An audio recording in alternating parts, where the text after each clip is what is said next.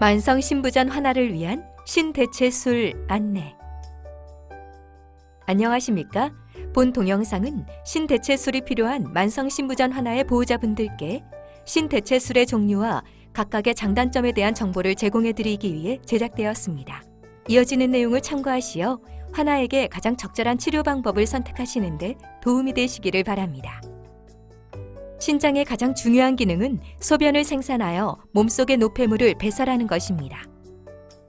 신질환의 초기 단계에서 규칙적인 생활과 식이요법, 약물 치료 등으로 질환을 관리합니다. 하지만 신장의 기능이 심하게 떨어지는 말기 신부전에 이르러 신장만으로 몸속의 노폐물을 충분히 제거하기 어렵다고 판단되는 경우에는 신장의 기능을 대신하기 위한 신대체요법을 시행해야 합니다. 신대체요법에는 혈액투석과 복막투석, 신장 이식의 세 가지 방법이 있습니다. 혈액투석.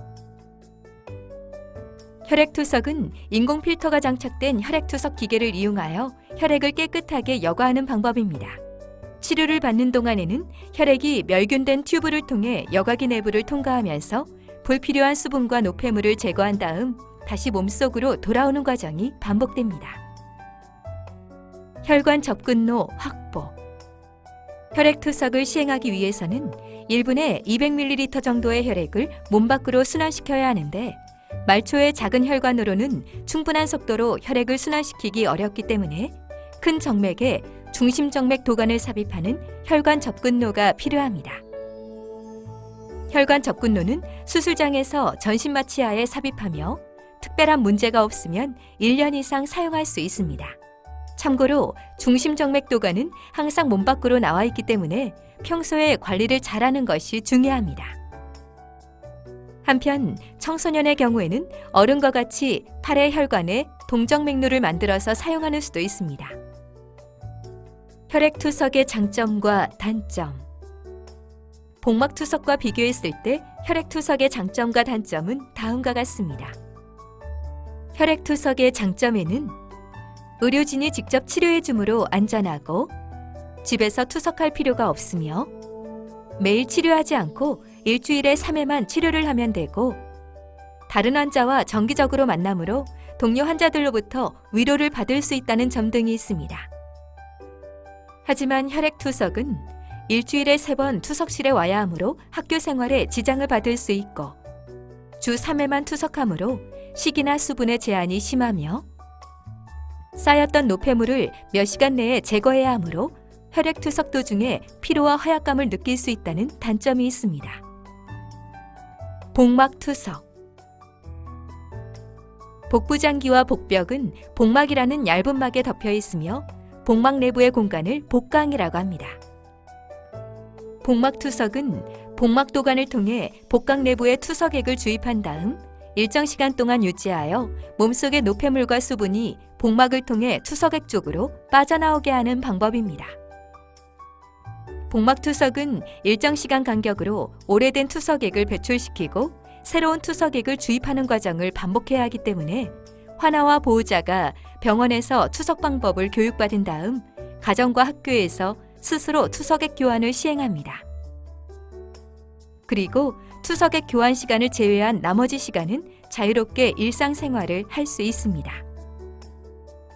복막투석용 도관 삽입. 복막투석을 하려면 먼저 복강 내부에 투석액 교환을 위한 도관을 삽입해야 하는데 수술은 수술장에서 전신마취하에 시행됩니다. 참고로 도관은 실리콘으로 되어 있기 때문에 합병증이 없다면 반영구적으로 사용할 수 있으며 몸 밖으로 약 20cm 정도 나와 있지만 옷으로 쉽게 감추어집니다. 수술 직후 2-3일 동안은 수술 상처나 도관에 의해 약간 배가 아플 수 있지만 시간이 지나면서 괜찮아집니다. 도관을 삽입한 부위가 잘 아물기 위해서는 약 2주간의 시간이 필요하며 이 기간 동안에는 복막투석을 시행하지 않습니다. 이후에는 도관을 통해 소량씩 복막투석액을 주입하면서 적응 기간을 가지며 점차 주입량을 늘려갑니다. 투석액 교환 방법에 따른 복막투석의 종류. 수동 복막투석. 하루 4회, 대략 6시간 간격으로 투석액을 교환하는 방법으로 투석액의 양과 교환 횟수는 환자의 체격이나 상태에 따라 변할 수 있고 투석액 교환 시간은 환자의 생활 패턴에 따라서 조절할 수 있습니다. 자동 복막 투석.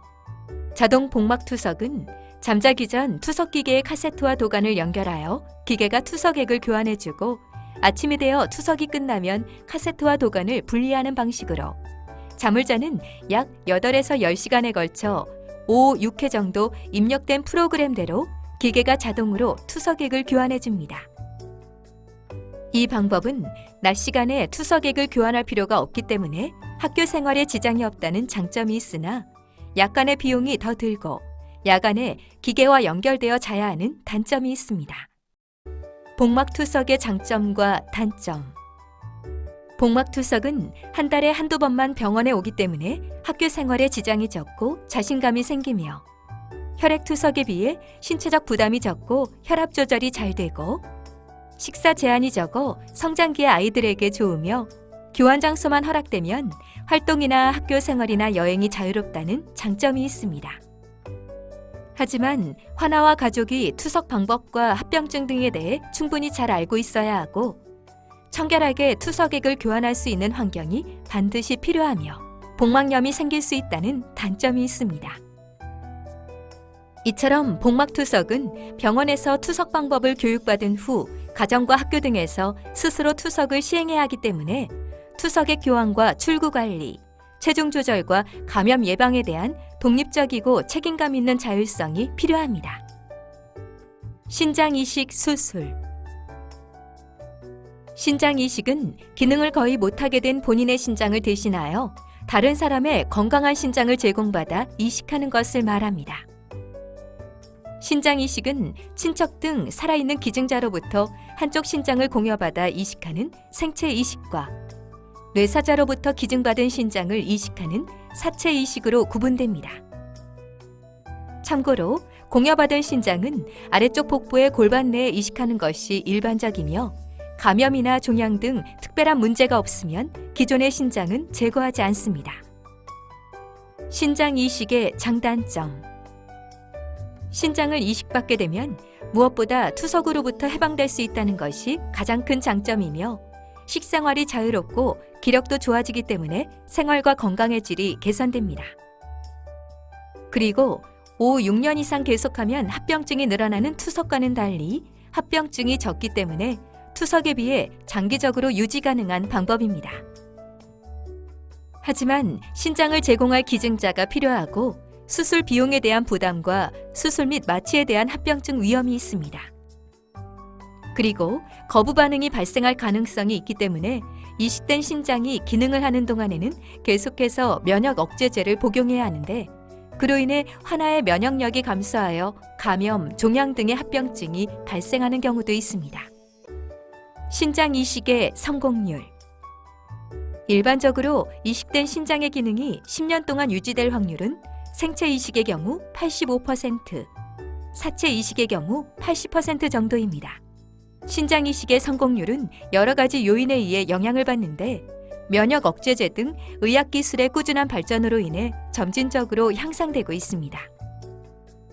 한편 이식한 신장이 거부 반응 등 여러 가지 원인에 의해 기능을 잃게 되더라도 생명까지 잃는 경우는 거의 없는데 이러한 경우에는 투석을 다시 시작하고 이후의 상황에 따라 새로운 신장을 재이식 받을 수도 있기 때문입니다.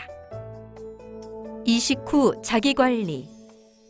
이식된 신장의 기능을 잘 유지하기 위해서는 면역 억제제를 잘 복용하고 정기적으로 외래 진찰을 잘 받아야 합니다. 그리고 수술 초기에는 감염이 발생하지 않도록 주의해야 합니다.